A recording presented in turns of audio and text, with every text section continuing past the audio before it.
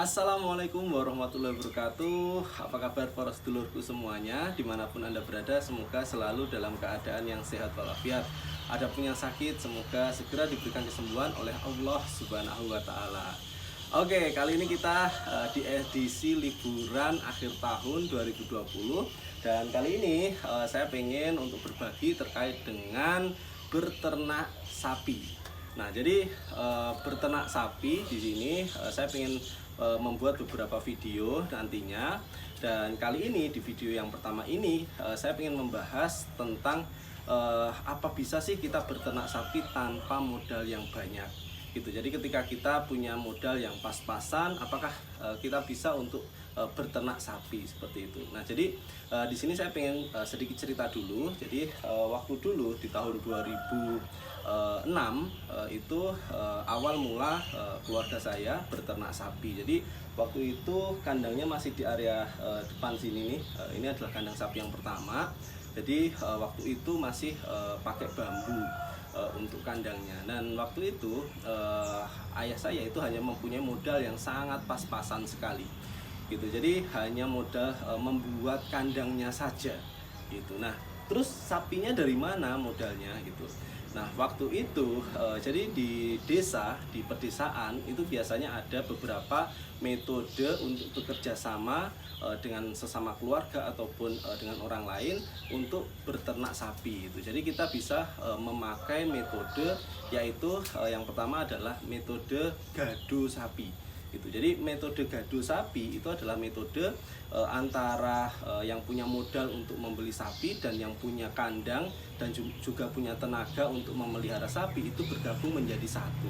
Nah, waktu itu di tahun 2006 keluarga saya memakai metode tersebut gitu. Jadi ayah saya diberikan modal oleh nenek saya yang saat ini sudah almarhum untuk membeli waktu itu 2 ekor sapi. Jadi yang satu adalah indukan, yang satu adalah anaknya. Dan waktu itu adalah dua-duanya betina gitu.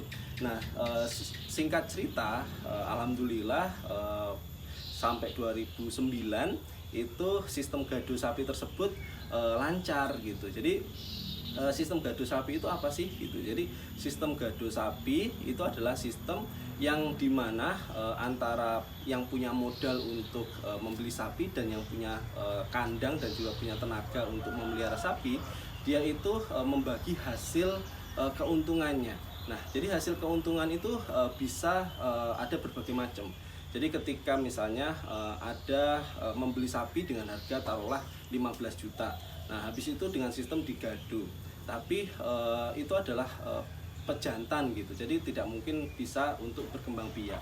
Tapi ketika sudah dipelihara sekitar 1 tahun dan dijual lagi, harganya menjadi taruhlah misalnya 20 juta, jadi ada margin keuntungan 5 juta dari modal awal. Nah, 5 juta itu akan dibagi 2, yaitu 50% 50% untuk yang punya modal sapi tadi dan juga yang memelihara sapi. Nah, itu dari kalau misalnya pembagiannya secara keuntungan. Tapi pas waktu dulu yang keluarga saya lakukan, yaitu adalah pembagiannya secara pembagian anak gitu. Jadi karena belinya itu indukan dan itu bisa diperanakkan. Jadi anak yang pertama itu sudah ada perjanjian, yaitu anak pertama itu nanti akan menjadi anaknya yang punya modal sapi. Terus anak kedua itu adalah anaknya yang punya kandang sapi. Nah, jadi seperti itu. Oke, terus nanti kalau misalnya anak yang pertama, anak sapi yang pertama keluarnya pejantan dan anak sapi yang kedua keluarnya betina, terus gimana dong? Nggak impas dong. Nah, itu adalah sistem perjanjian di awalnya gitu. Jadi ketika perjanjiannya sudah clear, sudah deal, ya sudah, kita dalam perjalanannya itu harus mengikuti perjanjian awal tersebut. Nah, jadi itu adalah sistem gado sapi. Nah, alhamdulillah saat ini di LEB Farm di tahun 2020 itu ada 3 pejantan dan juga 2 betina. Jadi 3 sapi pejantan yang ada di LEB Farm itu adalah 3-tiganya itu adalah breeding dari LEB Farm sendiri gitu. Jadi dari indukan-indukan yang ada di sebelah kiri saya itu menghasilkan pejantan-pejantan ataupun anakan-anakan yang kita besarkan sendiri. Nah, pernah kita sudah menjual satu pejantan itu yang harganya hampir lebih dari harga satu motor NMAX baru gitu. Nah itu alhamdulillah tuh kemarin itu, dan semoga yang akan kita jual lagi entah kapan ini, semoga cepat besar, itu harganya juga sama dengan harga yang pernah kita jual di sebelum tahun-tahun sebelumnya. Oke, mungkin itu saja. Jadi sistem beternak sapi dengan modal pas-pasan untuk poros sedulurku semuanya itu sangat bisa dijalankan gitu. Jadi nggak usah pesimis untuk teman-teman poros sedulurku pecinta ternak sapi semua. Jika pengen beternak sapi tapi modalnya masih pas-pasan gitu. Yang penting kita punya kandang dulu, yang penting kita punya tenaga, punya semangat. Nah nanti bisa mengajukan sistem gado sapi mungkin ke orang yang kita anggap punya modal yang cukup seperti itu. Oke, mungkin dari saya itu untuk sharing terkait dengan sistem beternak sapi dengan modal pas-pasan ini.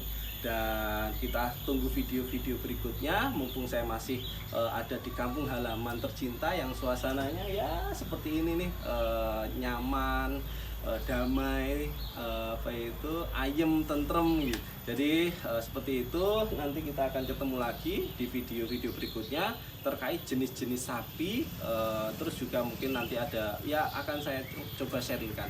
Tapi kalau misalkan ada yang pengen di request terkait dengan beternak sapi, monggo silahkan klik di kolom komentar, serta kalau misalkan ada yang belum subscribe itu tolong di subscribe di sebelah kanan bawah warna merah, dan juga jangan lupa loncengnya gitu.